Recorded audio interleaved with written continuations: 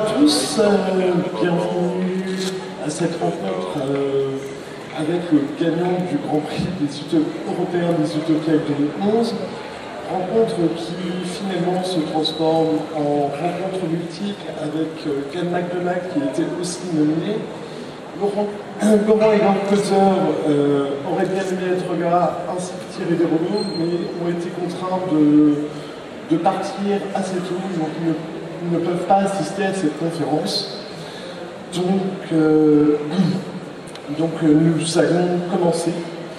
Tout d'abord, merci Roland d'avoir fait cette invitation, mais aussi merci pour ton livre, qui apparemment est un petit bijou et qui est un ovni, une sorte d'ovni fictionnel et narrative. Mais toute première question, d'où est venue l'idée de Rêve de gloire et comment tu pourrais le décrire? L'histoire, c'est que je suis né en Algérie en 1960 et comme pas mal de gens, je suis rentré en 62, pas tout à fait parce que je le voulais, mais parce que mon père était un ancien légionnaire, on allait mieux quitter le pays, sinon c'était un peu dangereux. Et pendant toute mon enfance, ma mère était pied noir, j'étais vraiment persuadé que la manière dont la guerre d'Algérie s'était terminée était une injustice. Et à ce moment-là, évidemment, je n'avais que le point de vue de Français d'Algérie. Mais la chance, c'est que mes parents achetaient pas mal de journaux. Alors, à la maison, il y avait Minute et le Canard enchaîné. Quand j'avais 6-7 ans, je lisais les deux de manière totalement indifférenciée. Puis au bout d'un moment, j'ai commencé à me dire quand même que Minute, il y avait peut-être un truc bizarre et que le Canard enchaîné, c'était plutôt bien. Et bon, peu à peu, la version que mes parents m'avaient donnée a été remise en cause. Et un jour, je me suis dit, mais bon, il y avait d'autres manières que ça se termine, oui, mais qu'est-ce qu'on pourrait trouver comme manière intéressante? Est-ce qu'on peut montrer que l'histoire aurait pu évoluer différemment dans le cadre de la guerre d'Algérie? Et comme personne n'avait jamais écrit une uchronie sur la guerre d'Algérie, ça remonte à 20 ans, hein, j'ai dit, bon, bah, je vais en faire une. Voilà, et je ne savais pas, au départ, je ne savais pas du tout ce que j'allais faire. Je me suis encore plus documenté que je l'étais, j'ai réfléchi pendant 15 ans, j'y suis allé vraiment reculons parce que le sujet était délicat, voire brûlant. Et bah, il y a 5 ans, j'en ai parlé à la Talente, où Mireille Rivalan m'a fait un contrat en me disant prends ton temps. Alors là, j'ai pris mon temps, j'ai pris 5 ans. Et j'en suis arrivé à Rêve de gloire. Je ne pensais pas qu'il serait aussi gros au départ. Écoutez, je ne pensais pas qu'il y aurait autant de personnages, autant de voix différentes. Et puis, bon, je ne pensais jamais que ce bouquin aurait le prix européen des Utopiales non plus. Là, je suis content. Et le prix du lundi, là aussi, je suis très content. Enfin, bon, voilà. Je te remercie. Yann, tu as écrit le fleuve des dieux il y a déjà quelques années. C'est aussi un roman assez particulier qui possède une narration très propre, avec un éclatement des différents points de vue et des narrateurs, et qui se base de surprend en Inde. Comment t'es venue l'idée et la genèse de ce roman? Et comment tu pourrais le décrire? This book also took 5 years to write, so something about being born in 1960 and books taking 5 years to write.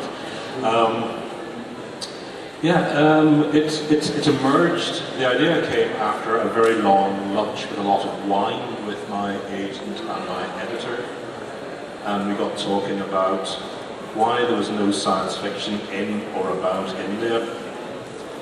And I had this idea after that of kind of doing a big, fat Indian novel.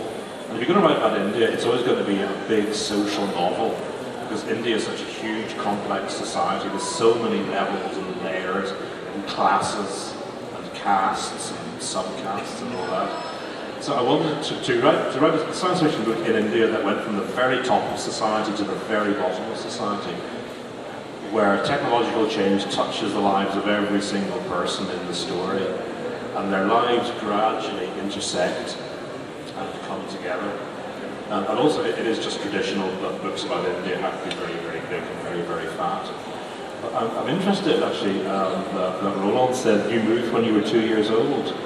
So yeah, there's a theory by the Scottish writer Ian Banks. He has a theory that all writers have moved before the age of 5, and that the reason we write is to try to kind of recreate, to kind of create a safe environment, a world we can control again. Ce qui est très amusant, c'est que Sylvie Denis, ma fiancée, a développé exactement la même théorie des nombreux déménagements dans l'enfance, indépendamment de Ian Banks. Et que quand elle a appris qu'Ian Banks avait développé cette théorie, elle faisait des bons de joie parce qu'elle adore Ian Banks. I think it's true as well. Petite question d'écriture. Comment avez-vous travaillé pour récupérer du matériel nécessaire à la fois historique ou d'écriture populaire floriane afin de construire ces univers d'une manière très cohérente? Sachant que, par exemple, pour ce qui concerne l'Algérie, le manque de sources, comme tu l'indiques à la fin de ton roman, était quand même quelque chose d'assez cruel pour cette période historique. Et pour Yann, par exemple, le fait d'habiter en Irlande, de d'écrire sur l'Inde, est quand même quelque chose d'assez particulier. Disons, moi j'ai essayé de lire un maximum d'ouvrages sur l'Algérie et la guerre d'Algérie, et de tout. Bon, la guerre d'Algérie l'histoire de la guerre d'Algérie reste à écrire, c'est très clair. Mon livre est un peu un livre sur l'impossibilité d'écrire cette histoire. Donc je me suis documenté à toutes les sources possibles, je veux dire d'extrême droite à l'extrême gauche, en essayant vraiment je veux dire, j'ai lu les mémoires d'un légionnaire corse de l'OAS, j'ai lu la question d'Henri Alleg, enfin pour citer des choses, je me suis vraiment documenté sur tous les aspects, et je me souviens que parfois j'étais en train de lire, disons des choses pas très agréables à lire, et je me disais, tiens, je suis né là-dedans, merde, bordel, ça me mettait quand même super mal à l'aise. Donc j'ai, outre ma documentation personnelle, absorbé in vivo, si j'ose dire. Après, il y avait des moments où vraiment j'avais plus du tout envie de me replonger là-dedans parce que c'était trop horrible.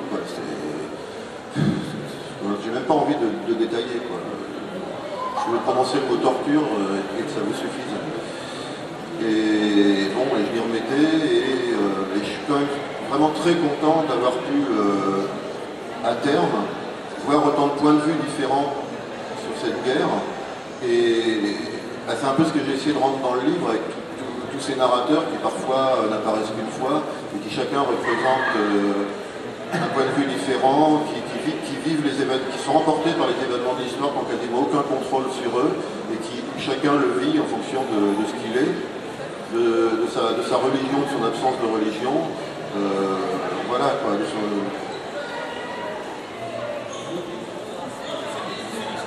Yeah, I'm not Indian, as you probably noticed.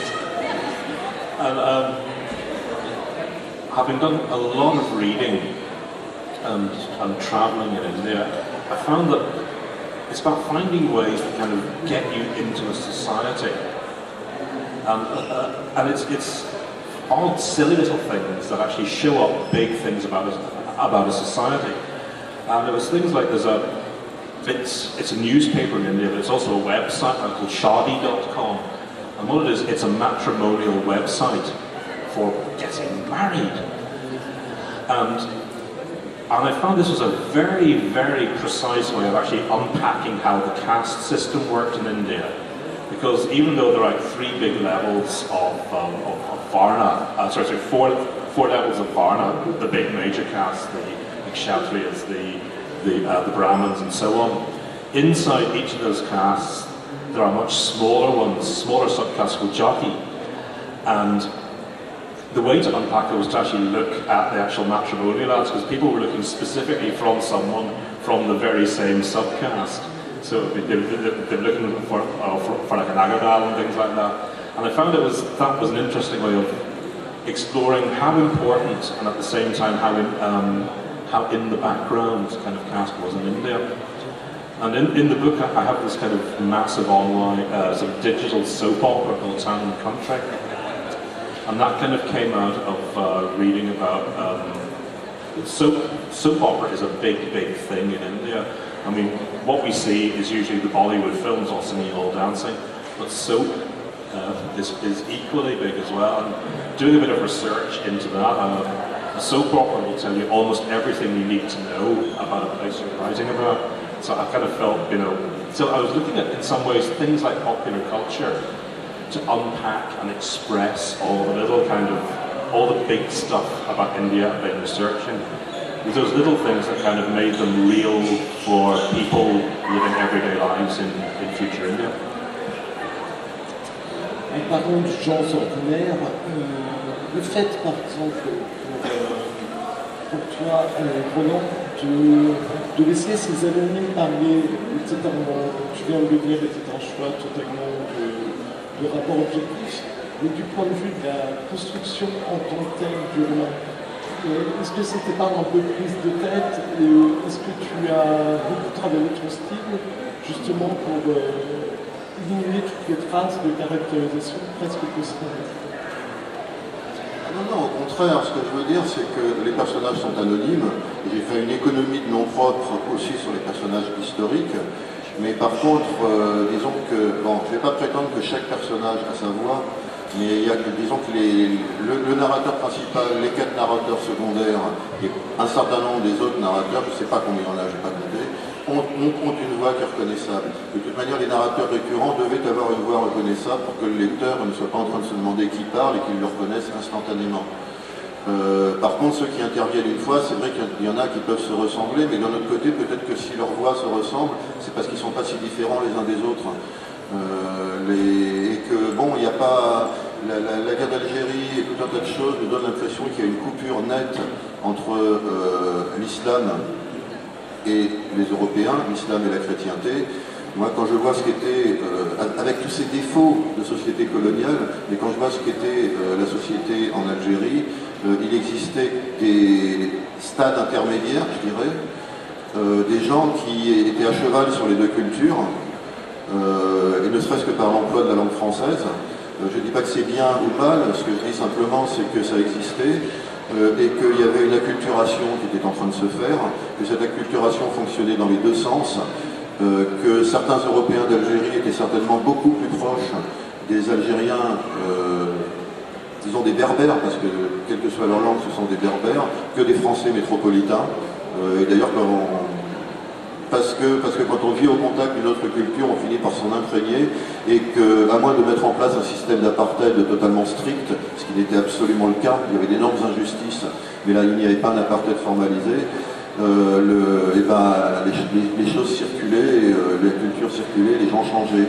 Et je pense que l'une des choses qui en Algérie a empêché l'apparition d'une véritable société mixte a été le très faible nombre des mariages interreligieux en fait.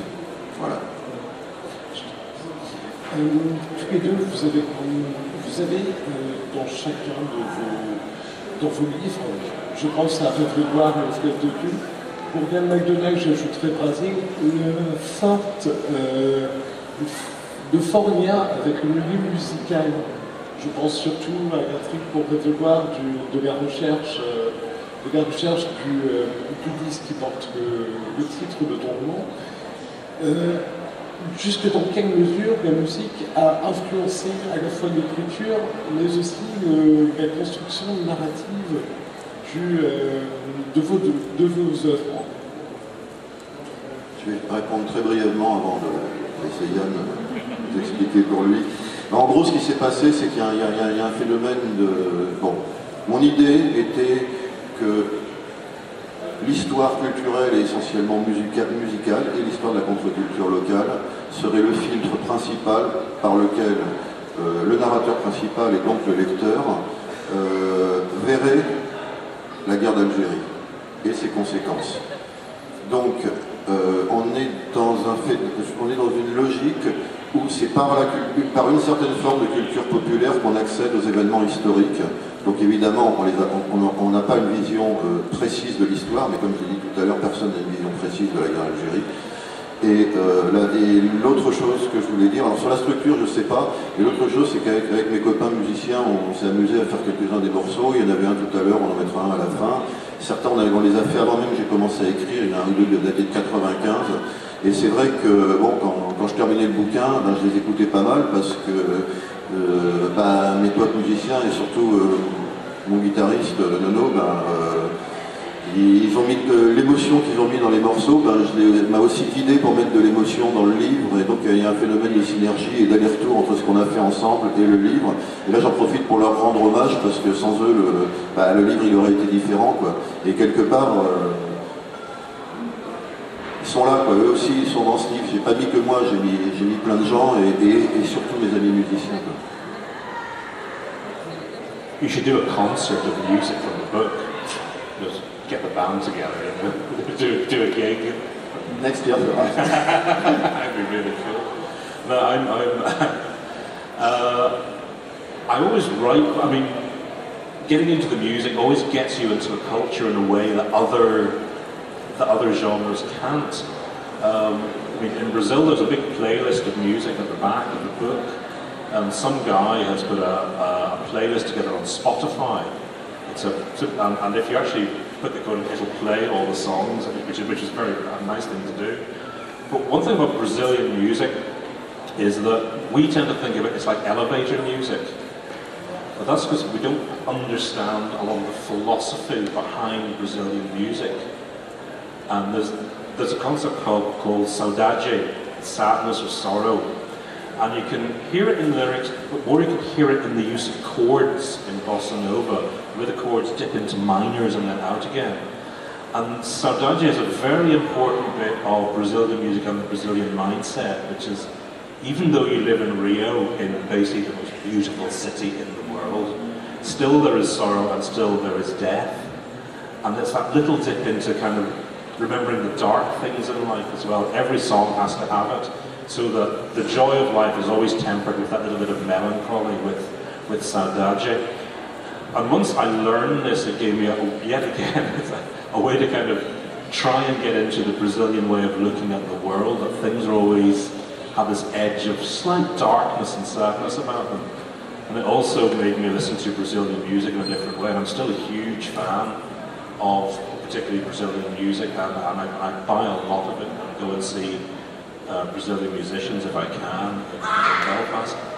And also for the next book, the Dervish House set in Turkey, I listen to a lot of Turkish music. The Turks are very, very good at popular culture. They do fantastic cheesy pop music very, very well. But I particularly liked a singer called Sezen Aksu, she's like the Edith Piaf basically of Turkey, and she's following me on Twitter, which I thought was a great honour actually. So yeah, basically yes, yeah, music is always important. Peut-être ça va te dire quelque chose, c'est que effectivement, bon, dans ma construction de l'univers musical, s'il y avait des groupes brésiliens et turcs, ceux que je citerais, ça serait Os Mutantes et Erkin Koray. Yes, absolutely, yeah. Yes, Os Mutantes went on tour as I was writing the book, and I didn't get to see them.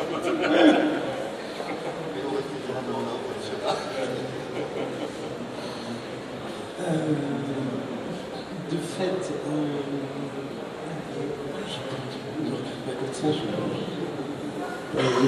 d'accord. J'aurais voulu savoir de manière plus personnelle ce qui vous a amené tous les deux à écrire des littératures de l'imaginaire. D'où vous êtes venu ce goût de partir, d'écrire des littératures de l'imaginaire? Moi, j'écris pas et je lis pas de la littérature d'imaginaire, j'écris et je lis de la science-fiction. Éventuellement de la fiction spéculative, comme l'Uchronie, mais c'est tout. Je ne me considère pas comme un représentant. Moi, on me dit que tu écris de l'imaginaire, je dis non, j'écris de la science-fiction parce qu'il y a d'autres choses dans l'imaginaire, qui est une étiquette, donc à titre personnel, j'aime pas beaucoup, mais je ne vais pas on ne va pas rentrer dans les détails. Non, moi je suis clairement un auteur de science-fiction, de fiction spéculative. Je considère que mes maîtres sont, les gens dans la continuité de qui j'aimerais bien être, si j'ai le talent pour, ça serait Robert Heinlein, Norman Spinrad, Philippe Cadic évidemment, et John Brunner, qui est quand même l'un des plus grands écrivains des années 60-70 et qui aujourd'hui est un peu oublié. Mais bon, il est mort en 1995, il paraît qu'il faut attendre 20 ans après la mort de l'auteur pour qu'on le redécouvre. Moi je vous donne rendez-vous en 2015 pour Preneur, quoi, voilà.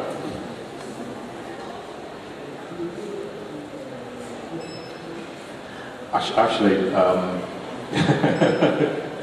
you have exposed the trick behind my book.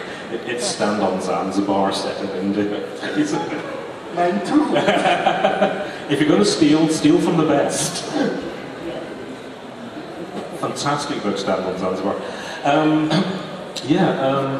think for me, why I write science fiction, maybe it's because I moved home when I was 5 years old, and I found myself in a strange new world where nothing was quite the same as it used to be, and I had to make sense of it all.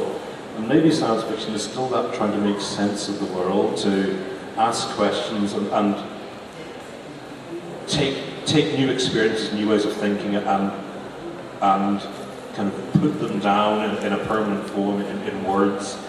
Take those experiences of actually being an alien and turn them into an alien world, in a sense. Yeah. D'ailleurs, pour revenir à la théorie des déménagements, avec mes parents, quand on est rentré d'Algérie, on a fait 17 déménagements en 2 ans.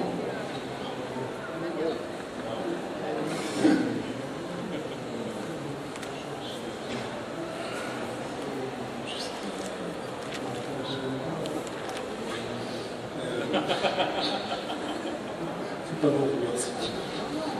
Et j'aurais voulu savoir aussi, je sais par exemple qu'Yann, ce n'est pas la première fois qu'il vient aux Utopiales, qu'il est un très grand fan. Toi, je sais que tu viens assez régulièrement aux Utopiales. Que pensez-vous du festival en tant que tel, qui vous accueille déjà depuis... Yeah, I always love coming here because it was Friday, there was like a line of people under the age of 20 all the way out the front door and all the way down the street, and you don't get that in fact in conventions in the UK and the US, and it's always encouraging to see a new generation of readers and experiencers of the literature of the fantastic. Okay, I mean it may be manga in a way, but in a sense, if you come here, you're exposed to every possible form of the literature of the imagination, and that's got to be a good thing for anyone. And I like the festival format as well. In America, in the US, and in the UK, it's more fan-run conventions, and they're great. But it's about, in a sense, it's about being a fan, and it feels a little, can sometimes feel a little bit more closed and insular.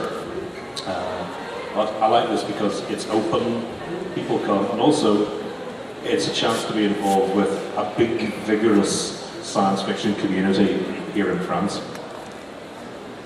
Yeah, I always like it. Je pense qu'il n'y a pas grand-chose à rajouter, sinon que, comme me l'a fait remarquer Norman Spinrad, c'est un événement unique au monde. Il existe un festival comme ça nulle part ailleurs. Sauf peut-être dans des contrées sur lesquelles on est mal renseigné, comme la Chine, j'en sais rien, mais sinon, je veux dire, comme il a bien fait la remarque pour le monde anglo-saxon, les conventions européennes sont des conventions, un festival aussi important, soutenu par la ville, soutenu par la région, enfin avec un palais des congrès, avec 40-50 000 personnes qui viennent, avec des films, avec des expos et tout ça, ça n'existe pas ailleurs, donc profitez-en. Hein. Est-ce que vous pensez de fait que la littérature de science-fiction, qui a quand même un aspect très négatif, surtout en France, commence à gagner des galons ces galons pas de noblesse, mais celui au niveau soi-disant des littératures plus générales, voire blanches? Quand des auteurs de littérature blanche écrivent des ouvrages, disons, conjecturaux, ou employant des éléments et des tropes de la science-fiction, c'est considéré comme de la littérature. Quand un auteur de science-fiction écrit un livre littéraire, c'est considéré comme de la science-fiction. C'est une question d'éditeur, de collection et de réseau. Ça n'a strictement rien à voir avec le contenu des livres. Okay, donc voilà, moi je dis oui, la science-fiction a gagné du galon, mais quand elle est écrite par les auteurs de littérature blanche. Et nous, l'auteur de SF, on est toujours considérés comme des sous-merdes par l'establishment. Et bon, j'avais promis de ne pas dire de grossièreté, mais moi, personnellement, je les ennuie.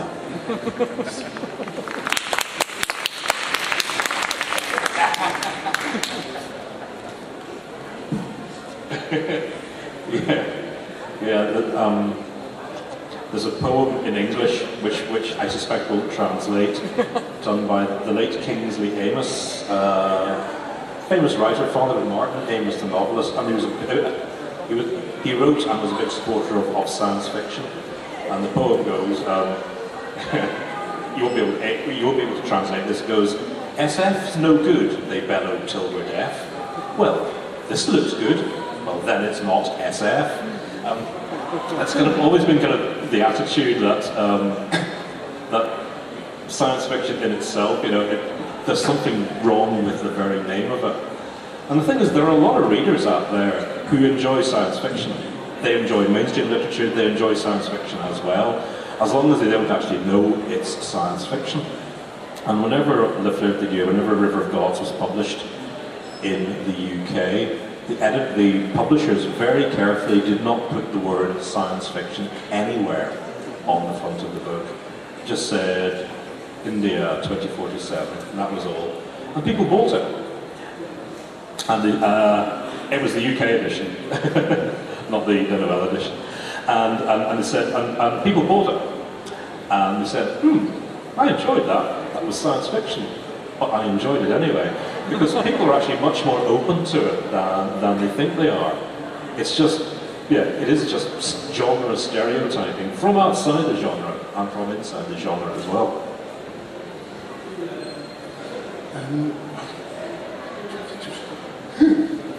Roland m'impressionne. Votre conception de l'imaginaire, de la science-fiction, en tant que telle, possède-t-elle un caractère, je pense à Yann, qui se projette toujours surtout dans Brasier et Le Fleuve des Dieux, dans un futur proche, plutôt un caractère prédictoire, ou par exemple pour toi, avec Rêve de gloire et l'Utopiales, un caractère de souvenir et de pouvoir de raconter de faire évoquer des souvenirs qui sont parfois oubliés. Je pense encore par exemple au 17 octobre 61 qui est à l'heure actuelle en France reste quand même un événement confidentiel qui commence seulement à apparaître dans les médias pour des célébrations ou dans les manuels d'histoire. Une chose, c'est que j'ai mis un minimum d'explications dans mon roman, parce que je pense que si le lecteur s'intéresse à la guerre d'Algérie, c'est à lui de faire son propre travail de documentation sur la véritable guerre d'Algérie. Comme c'est une uchronie, et aussi parce que c'est quelque chose que je n'aime pas faire, je n'ai pas voulu imposer ma vision de la guerre au lecteur. C'est au lecteur de chercher, c'est au lecteur de se renseigner. Wikipédia est son ami, Google est son ami, Bing est son ami, enfin je veux dire, Internet est là. Si vous ne savez pas qui c'est Boudiaf, vous pouvez chercher. Si vous vous demandez pourquoi le général de Gaulle est assassiné le 17 octobre, vous cherchez la date du 17 octobre, et ainsi de suite, et ainsi de suite. Bon, ça c'est pour répondre à cette partie de la question. Sinon, moi j'ai pas l'impression, j'ai pas lu le roman bien, mais j'en ai lu d'autres. J'ai pas l'impression que ce soit différent. Enfin moi, en tout cas, je n'ai pas fait un travail différent pour écrire cette uchronie que pour écrire les futurs mystères de Paris qui se passent dans les années 2060. La seule différence, c'est que dans le cadre de l'Uchronie, il y avait quelque chose qui rendait le travail plus facile, parce qu'on peut beaucoup plus être allusif quand on colle à une certaine réalité. Ce que je veux dire, c'est que il y a des choses. Dans le livre, il y a des scènes qui ne sont pas expliquées, mais où un petit détail permet d'identifier à quoi ça correspond dans notre réalité. Je ne pourrais pas le faire dans un roman qui se passerait en 2060. En 2060, je serais obligé d'expliquer plus de choses. Mais par contre, le fait d'employer des techniques de traitement de l'information qui viennent directement de la science-fiction et de la fiction spéculative, telle qu'elle a été initiée par Robert Heinlein, par exemple, et m'en servir dans le cadre d'un roman que je qualifierais de réaliste, parce qu'il n'y a aucune extrapolation scientifique ou technologique ou quoi que ce soit. Non, non, les petits opères ne débarquent pas, il n'y a pas de porte dans l'espace et il n'y a même pas de télépathie, rien du tout. Je veux dire, la réalité de ce monde et ses lois physiques sont identiques aux nôtres. Donc j'avais tout un tas de choses que je n'avais pas besoin d'expliquer alors dans un roman de fiction spéculative d'anticipation, j'aurais été obligé de les expliquer. Donc quelque part, je dirais pas que c'était plus facile, mais c'est un travail qui était légèrement différent. Mais sur le fond, de toute manière, je crois vraiment que quand on écrit de la science-fiction et quand on écrit de la science-fiction moderne, la science-fiction du 21e siècle, on a derrière nous un corpus qui est absolument phénoménal, ce que certaines personnes appellent le mégatexte. Il se trouve que le mégatexte est essentiellement le corpus anglo-saxon et qui est traduit dans le monde anglo-saxon. Nous, en France, on a un avantage, c'est qu'on a notre mégatexte à nous, qui est plus petit, mais on a aussi celui des anglo-saxons. Je ne sais pas si ça nous procure un avantage, mais ce qui est certain, c'est que moi, ce que j'aimerais bien, c'est que le mégatexte français vienne enrichir le mégatexte anglo-saxon, que les Italiens, il faudrait traduire Nicolas Emmerich de Valerio Evangelisti en anglais, c'est très clair que les Espagnols, que les Allemands, que tous ces gens soient traduits en anglais, parce que bon, il n'y a pas à tortiller, la langue internationale, c'est l'anglais, et quand on regarde par exemple l'encyclopédie de Clout et Nichols, on se rend compte que les auteurs étrangers sont le plus souvent les auteurs qui ont été traduits en anglais, et que les auteurs qui sont importants dans leur pays sont absents de l'encyclopédie. Je ne suis pas du tout en train de critiquer, je suis en train de constater un fait, et je pense vraiment que, en plus, le mégatexte y gagnerait, forcément, parce qu'on peut, à nous tous, et pas seulement les auteurs européens, parce qu'il y a de la science-fiction en Afrique, il y a de la science-fiction en Chine, il y a de la science-fiction au Japon. Je pense que vraiment, là, la science-fiction a été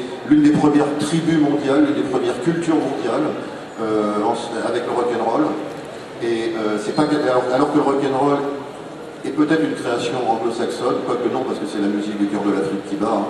Et la science-fiction, c'est peut-être qu'elle est apparue en Europe dans 2 ou 3 pays et qu'après la science-fiction moderne est apparue aux États-Unis dans les années 20, moi c'est ce que je pense, mais je veux dire c'est quelque chose qui appartient à l'humanité entière, il faut qu'on y participe tous, parce que plus on sera nombreux et à pouvoir se lire les uns des autres dans toutes les langues, et plus le corpus s'enrichira, et plus la science-fiction aura une identité forte au niveau mondial, et je veux dire, en ces temps où on est en train de se faire niquer avec l'Europe et où le grand rêve européen il est en train de se briser sur les rivages de la Grèce, et moi ce que je suis en train de dire c'est que avec la science-fiction il faut qu'on fasse le contraire et qu'on se mette tous ensemble et qu'on s'aide tous les uns les autres dans tous les pays pour qu'il y ait un grand corpus de la science-fiction qui soit connu et accessible mondialement.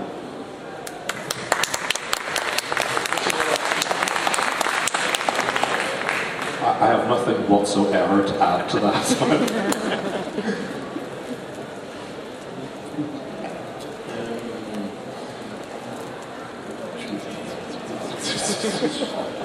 Non, après une tirade comme ça, c'est toujours très dur pour moi de... Après une tirade comme ça, s'il vous plaît, musique. Parce que la bande originale existe, elle n'est pas en vente, vous pouvez la trouver sur le net. Voici le morceau titre. Je ne fais pas le playback, c'est pas moi qui chante.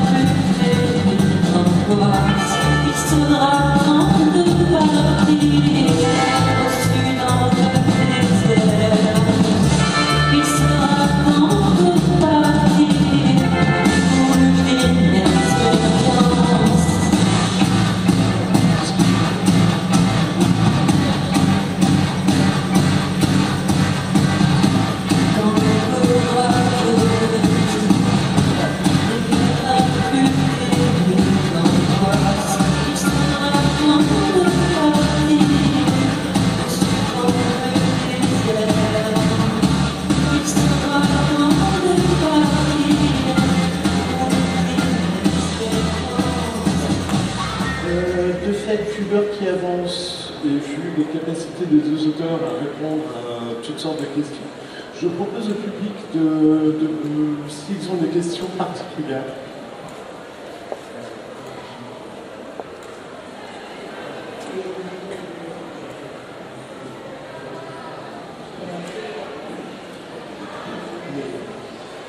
Je sais pas. Le public qui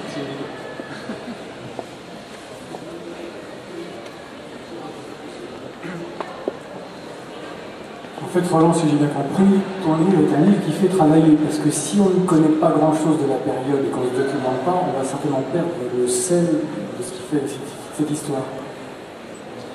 Quelqu'un m'a dit que ça se faisait pas, qu'un livre, ça devait être un truc qui tenait debout tout seul, sans aucun élément extérieur, sans qu'on ait besoin d'aller chercher. Ah oui, d'accord. Et moi, je fais quoi pour... je veux dire, chaque personne a une vision différente de la guerre d'Algérie. Il y a ceux qui ont appris les choses à l'école, ceux qui n'ont pas appris, il y a ceux qui l'ont fait, il y a ceux qui ne l'ont pas fait. Il y a les gens qui sont d'origine algérienne, qui sont en France, et puis tu as des gens qui sont racistes, et ainsi de suite. Donc moi, pour, comment dire, ce que j'ai voulu faire, c'est faire une jolie structure, une jolie fractale, et que si on veut savoir ce qu'il y a derrière la fractale, il faut se documenter. Alors oui, je sais. Maintenant, il y a Internet et c'est facile. Bah oui, justement, il y a Internet et c'est facile. Et c'est peut-être pour ça que je le fais. Parce que moi, je trouve que la guerre d'Algérie, elle n'est pas bien enseignée en France. En Algérie, c'est encore pire. Je trouve qu'il y a eu tout un tas de conneries qui ont été faites. Alors, j'avais promis de ne pas dire de mal des gouvernements récents, mais la loi sur les bienfaits de la colonisation, je veux dire, fallait pas déconner, quoi. Donc, c'est à chaque personne, après avoir lu le livre, et si elle a envie d'en savoir plus, d'approfondir.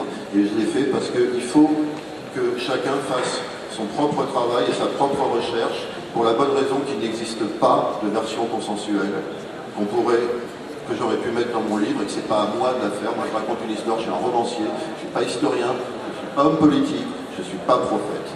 Justement, comme ce n'est pas un livre d'histoire, donc c'est un roman, je suppose qu'il y a une manière de le lire uniquement pour l'histoire elle-même. Ah bien sûr, non, mais je veux dire, on peut totalement s'immerger dans l'histoire des Vautriens de la Casbah, faire des bons en voyant les noms des groupes totalement impossibles, se demander qui sont les personnages, par où ils vont passer, trouver super rigolo quand l'un des personnages est sur un bateau ancré au large des côtes de la Kabylie et où on émet du rock'n'roll à fond la caisse tout le temps, et alors en Kabylie les mecs commencent à se fabriquer leur propre guitare, ou alors ils en achètent une à 5 ou 6 groupes, et puis ils font du rock'n'roll, mais c'est interdit parce qu'à l'époque la démocratie n'a pas encore gagné, donc dans les caves et tout, on peut trouver que, en se foutant complètement du fond politique, que la manière dont l'Algérois, donc l'enclave française, acquiert son indépendance par rapport à la France en 77, notamment grâce au punk, c'est super éclatant. On peut se laisser émouvoir par les personnages, au contraire avoir envie de leur coller des claques. Oui, bien sûr, on n'est pas obligé de faire le travail. Mais par contre, si on veut mieux comprendre, ou ne serait-ce que comprendre la guerre d'Algérie, oui, il y a un travail à faire. Il y a un travail à faire parce que je ne pense pas que ce soit possible de le faire, mais même en étant historien, en un seul livre, à cause de la multiplicité des points de vue, à cause du fait que les gens ne sont pas d'accord, et aussi parce qu'il n'y a pas une date consensuelle. Pour les Pieds Noirs, il est très clair que la date du 26 mars 1962, la fusillade de la rue d'Isly, où l'armée française tire sur la population européenne et qui a fait 62 morts, je crois. Ça, c'est une date qui est importante pour eux. Par contre, pour les Algériens du FLN, il est très clair que soit le 19 mars, qui est la date du cessez-le-feu, soit la date de l'indépendance en juillet sont plus importantes. Pour les gens qui ont lutté contre la guerre en France, ils vont retenir le 19 mars 62, évidemment, et ainsi de suite. Le simple fait qu'il n'y ait pas une date sur laquelle on puisse se mettre d'accord est symbolique du fait que l'histoire reste à écrire, et je ne sais pas si on pourra l'écrire, mais en tout cas, je le répète, c'est aussi un livre sur l'impossibilité d'écrire cette histoire, d'où, utilisez-le 2 fois, c'est mieux.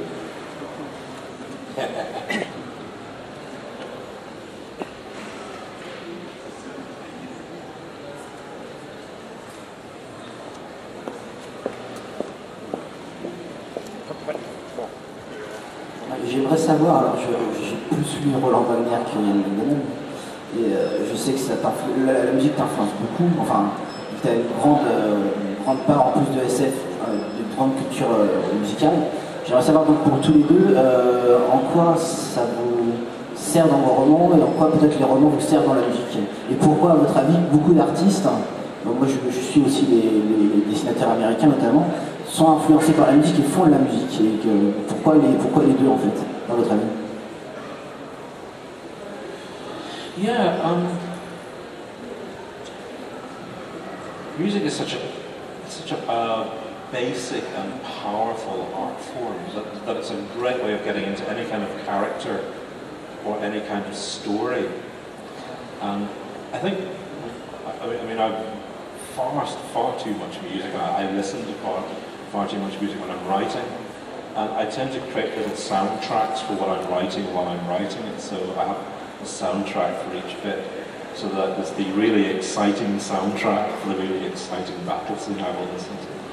And things like that. But I think also the music of a period sums up, in some ways, in a very kind of effective way, the emotion and the spirit of that period. In my previous book from Denowell, King of Morning, Queen of Day, the third part of it is set very specifically in 1990, at the very start of kind of the, just as kind of the rave music scene was kind of moving out of, was kind of entering the mainstream, and lots of kind of experimental cut-up and hip-hop was all coming together at the same time. And it very, very much kind of, I found that kind of early dance music really gave me what I wanted, the feel for how I wanted to write that section of the book. And the two are just so closely intertwined, I can't really separate them. I've never structured a book musically. I think that's a very difficult thing to do, to organize it like a symphony or like a concerto. It's a bit hard to do it like a 3-minute pop song, because but longer form music, it's an interesting structure, but I'm not entirely sure I could write a novel with that kind of structure. But it's an interesting thought experiment.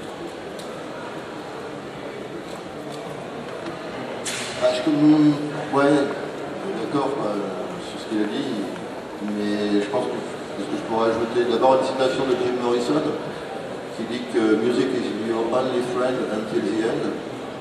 La musique est votre seul ami.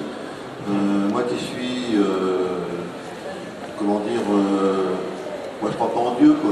Mais le seul truc qui pourrait éventuellement me faire croire, ou en tout cas me faire admettre que peut-être il y a quelque chose qu'on pourrait appeler Dieu, c'est la musique. Et je pense qu'en fait, pour moi, l'élévation spirituelle, elle passe par la musique. Et je vous le répète, je suis totalement matérialiste, hein, mais la musique procure une élévation spirituelle. Alors après, de mon point de vue, ce sont uniquement des processus électriques et biochimiques à l'intérieur du cerveau, mais ça n'empêche pas que le sentiment est là, que le sentiment océanique, on peut l'éprouver uniquement par la musique, sans avoir besoin ni d'aller dans une église, ni de prendre des substances illicites, que bon, c'est dans l'être humain il a ça. Alors après, on peut penser qu'il y a un créateur l'a fait ou pas, ça n'a aucune importance, mais la musique, c'est la transe.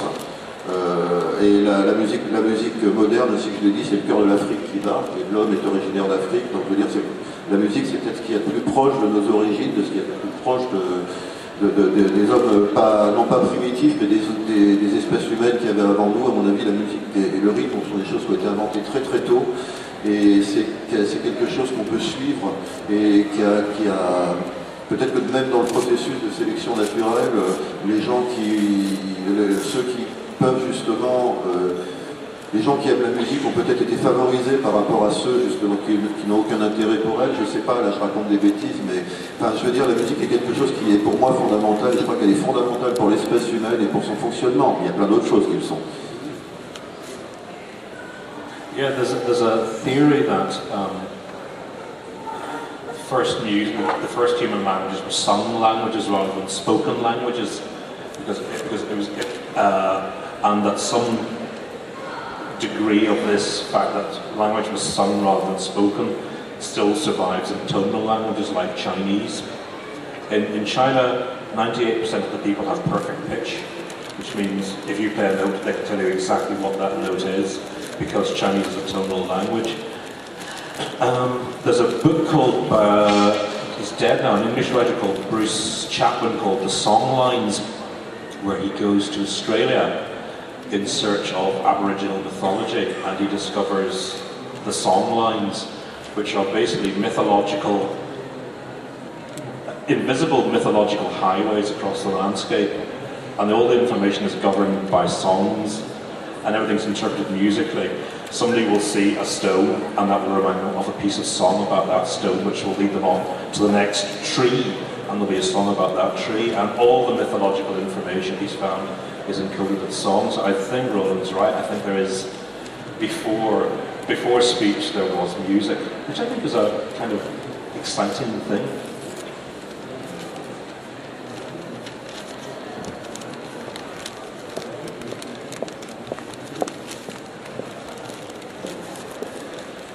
J'ai une question un peu pour les deux, pour Roland, après avoir passé si longtemps, 50 vies dans le passé, enfin dans l'histoire, à travailler l'histoire. Est-ce que ton attitude par rapport au futur ou à imaginer le lendemain a changé? Est-ce que tu es plus pessimiste qu'avant, moins pessimiste? Est-ce que ça change ton envie de loger des récits dans le futur? Peut-être de la même manière pour Ian. Est-ce que cette effervescence d'idées qu'on trouve dans tes textes, est-ce qu'il est propre à l'imagination d'un futur, ou est-ce qu'il pourrait être logé quelque part d'autre? Est-ce qu'il pourrait être possible dans le présent ou même dans le passé? Bon, pour moi, j'ai pas du tout renoncé au futur, à décrire les avenirs. C'est juste que là, je dirais pas que c'était une parenthèse, mais bon, un peu un devoir de faire ce bouquin aussi. Un devoir, pas une corvée, hein, un devoir. Et que donc, j'ai imaginé des avenirs, là j'ai un peu, pendant 5 ans, je me suis dit non, c'est pas la peine, il ne faut pas que je me perturbe. Cela dit, j'ai plein de futurs proches et lointains en réserve. Là j'ai une super envie de repartir dans l'espace. Et oui, ça m'a... Je pense que ça a changé quelque chose, mais quoi, j'en sais rien, et je le saurai quand j'écrirai mes prochaines nouvelles, mes prochains bouquins. Mais c'est évident que j'ai découvert un certain nombre de techniques, un certain nombre de manières de raconter des histoires dans ce livre, et j'ai fait plein de choses que je n'avais jamais faites avant, et maintenant j'ai bien envie d'appliquer ce que j'ai découvert dans le cadre de la science-fiction, et dans le cadre de prospective et de littérature spéculative, d'anticipation. Oui, ça c'est évident, mais il est beaucoup trop tôt pour que je puisse vraiment répondre à ta question.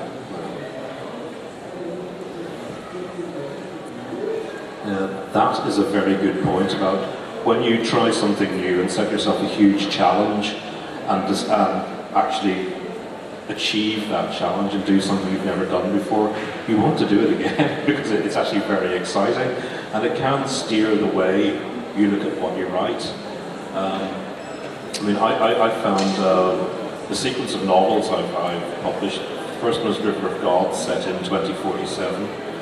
Then Brazil, part of which is 2032. Coming up next year is The Dervish, set in 2027. You may notice hats up here, they're getting closer and closer and closer to the present day. And the next adult project I'm working on starts maybe 20 minutes from now, and probably ends about 10, 15 years in the future. Because I've always thought that science fiction, in its many forms, is the only literature that actually can deal with the reality of the present, of the here and now. Most other forms of literature are backward-looking, in a way. Memory is important, but in science fiction, we take the hopes and fears and dreams of the here and now, and we push them into the future. And it's for some ways, it's the most effective way of saying, all science fiction is ultimately about the present and the present day world. I just find my writing getting closer to the present. But whatever I write, I will still have that science fiction mindset. And it's a way of looking at the world and looking at history and looking at current affairs and looking at technology that's different from any other kind of literature. It's about asking questions. So I think whatever I do write, even if it looks like mainstream, and I'm getting more and more mainstream as I go on, I'll still have that science fiction way of looking at the world in the back of my head. Totalement ce que dit Ariel. J'ajouterais juste un truc, c'est que il a dit que la science-fiction était la littérature qui parlait le mieux de la réalité présente. C'est ce que Claude Eken en France, c'est une idée que Claude Eken développe depuis longtemps, avec laquelle on est tous d'accord. Et là, brutalement, je viens de réaliser que, peut-être pas toutes les uchronies, mais mon roman est un genre de roman historique qui parle d'aujourd'hui. Justement parce que la réalité, parce que l'histoire a dévié, et qu'en montrant un autre présent, et bien finalement on parle d'aujourd'hui. mais n'empêche que c'est vrai que c'est aussi quelque part un roman historique, il n'a pas le fait que c'était pas notre histoire, mais la chose centrale, c'est le présent, c'est ce qui est en train de se passer maintenant, et on sait que le présent est volatile, on est quand même dans une période de l'histoire humaine qui est tout à fait particulière et excitante, avec Internet. Timothy Leary, qui était le grand pape de LSD, a dit Internet sera le LSD du XXIe siècle. Et quand il a dit ça, j'ai rigolé parce que je n'avais pas compris ce qu'il voulait dire. Ce qu'il voulait dire, c'est que Internet allait avoir un impact sur la société au moins aussi important, sinon plus, et clairement plus, que les drogues psychédéliques dans les années 60. Et on sait qu'elles ont eu un impact considérable sur la société américaine, la société anglo-saxonne et le monde occidental. Et là, Internet, c'est le monde entier, ça touche tout le monde. Et en plus, c'est une... Et bon, je pense que tu vas être d'accord si je dis que la principale cause de changements sociaux et socio-culturels, c'est la technologie, ce sont les technosciences. Voilà, donc, et Internet est en train de nous... On a eu du mal à sortir du XXe siècle, histoire de 2 tours, je pense. Et maintenant, là, Internet est en train de nous propulser tout droit vers le 22e, je veux dire. Et on est en train, et pendant ce temps-là, il y a des gens qui nous passent des lois du 19e siècle. Donc, je crois que, bon, il faut vraiment vivre avec son présent, et vivre avec son temps, être dans le présent. Et le présent, eh ben, c'est que on est arrivé au village planétaire, il n'est peut-être pas aussi parfait qu'on le croyait, et c'est sûr que c'est dur de vivre ensemble, parce qu'il y a quand même des gens très très différents de nous, quoi. Mais on ne peut pas faire autrement. Et c'est s'adapter ou mourir. Enfin, mourir, métaphoriquement bien sûr. Je pense à l'industrie musicale ou cinématographique. Internet, c'est s'adapter ou mourir, parce que de toute manière, il est là, on ne peut pas faire autrement. Et moi, je trouve ça super excitant, parce que voilà, les changements sociaux, mais là, on a une palette de futurs qui s'ouvre, des possibilités absolument incroyables, quoi. Et en plus, la littérature de SF, elle est quand même arrivée à maturité depuis un bon moment. Je veux dire, ça, depuis les années 60 ou 70 ou 80, choisissez la date qui vous plaît. Et donc maintenant, on a un outil qui est super performant, qui est plus performant que la littérature blanche que je m'exprime, et qui nous permet de traiter du présent, des métamorphoses du présent. Et dans un monde qui n'arrête pas de changer de plus en plus vite, de plus en plus vite, et où les gens qui prétendent nous régir, eh bien, ils comprennent que dalle, pour la plupart. Ce que je veux dire, c'est que l'ASF, elle peut aider les gens à comprendre le monde moderne, à l'appréhender et à se couler dedans et à ne pas couler eux-mêmes. Bravo.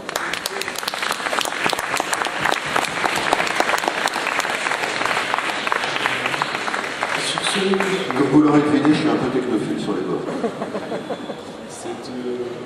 On peut considérer ça comme le mot de la fin, je pense.